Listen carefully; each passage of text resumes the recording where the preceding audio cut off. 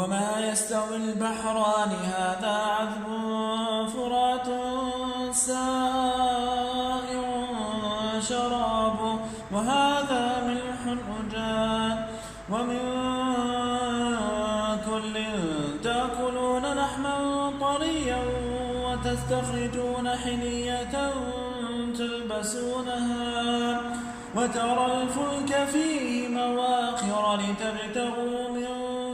فضله ولعلكم تشكرون يولج الليل في النهار ويولج النهار في الليل وسخر الشمس والقمر كل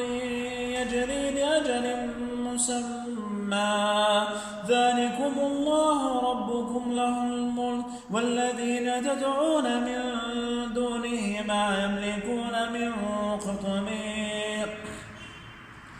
إن تدعوهم لا يسمعوا دعاءكم ولو سمعوا ما استجابوا لكم ويوم القيامة يكفرون بشرككم ولا ينبئك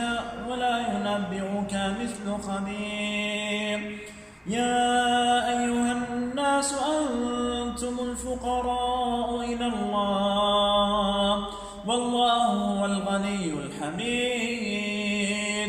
إن يشاء يذهبكم ويأتي بخلق جديد وما ذلك على الله بعزيز ولا تزر وازرة وزر أخرى وإن تدع مثقلة إلى حملها لا يحمل منه شيء ولو كان ذا قربى إنما تنذر الذين يخشون ربهم بالغيب وأقاموا الصلاة ومن تزكى فإنما يتزكى لنفسه وإلى الله المصير وما يستوي الأعمى والبصير ولا الظلمات ولا النور ولا الظل ولا الحرور وما يستوي الأحياء ولا الأموات إن الله يسمع من يشاء وما أنت بمسمع من في القبور إن أنت إلا نذير إنا أرسلناك بالحق بشيرا ونذيرا وإن من أمة إلا خلا فيها نذير وإن يكذبوك فقد كذب الذين من قبلهم جاءتهم رسل بالبينات